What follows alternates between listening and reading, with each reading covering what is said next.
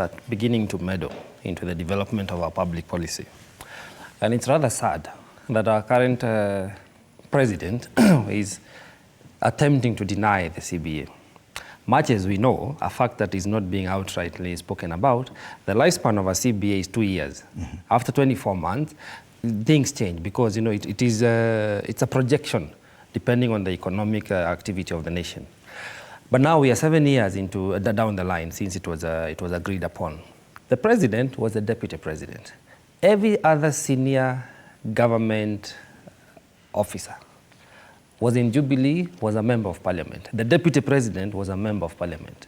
All the CSAs, Kindiki, Duale, the majority leader, they were all members of parliament then when this CBA came into life.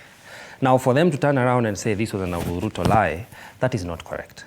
Because this deal with the doctors, the CBA, was not between the president and the doctors, it was between the government. Mm-hmm. And there's what we call continuity in governance. Therefore, it is upon the government, the current administration, to try and create space and room for negotiation. It's fine, it can be revised, we agree to that. And actually right now we should be on CBA number 3. Mm-hmm. This one should have been honored 5 years ago, and then the second and third one.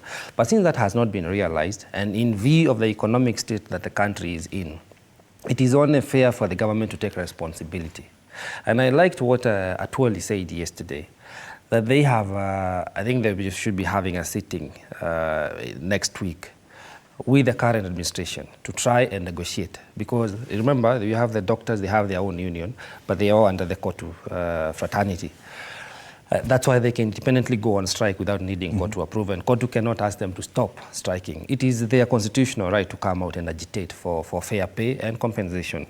Again, when that conversation happens, there needs to be parameters of agreement, and they need to have timelines that will be effective irregardless of which administration will be here, because it is unfortunate that we tend to peg lives of Kenyans, because doctors are parents, doctors are our children, our sisters, our brothers, and they need to have a livelihood that is sustainable. It is unfortunate when we peg their livelihood on an individual. It should not be like that.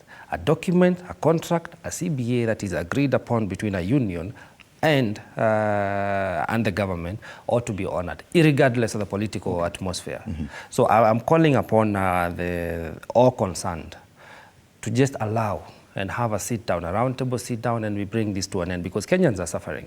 Not everybody can afford to go to a private hospital. Mm-hmm. And also we need to make sure that as the doctors go back to hospital, go back to work, because one of the agreement, the reason for calling for a dialogue, it is the number one is a return to work policy.